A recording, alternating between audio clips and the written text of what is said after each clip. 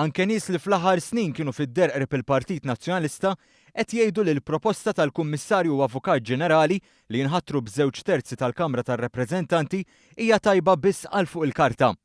Fil-fatt, l-imħallef Giovanni Bonello qal ma' The Malta Independent li fil-prattika dak li ilu jgħid Simon Busuttil u issa tirrepetih Adrian Delija ma jaħdimx fil-prattika. Flawless on paper, but would not work in practice, kien ikkwotat jgħid Bonello fil-faċċata ta' The Malta Independent. L-imħallef laħasem fil-protesti organizzati mill-Partit Nazzjonalista qabel ma l-opinjoni ta' esperti oħra li l-proposta mhix prattika.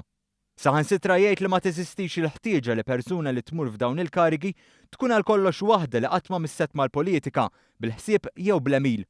Persuna hekk Bonello jsejħilha apolitical u jtenni li nies b'dak it-timbru ikunu nies li s-soltu jmorru fejn fuq ir-riħ.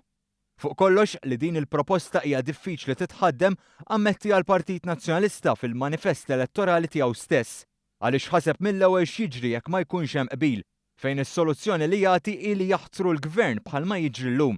Tant li din kienet interpretata bħala mossa li ttawwa l-proċess li r-riżultat aħħari tiegħu x'aktarx huwa ovvju. Intant, il-Prim Ministru Joseph Muscat sfida lil kap tal-Oppożizzjoni Adrian Delija biex isemmi biss pajjiż wieħed fid-dinja li jħaddem din is-sistema. Iżda ma kienx kapaċi jagħmel dan.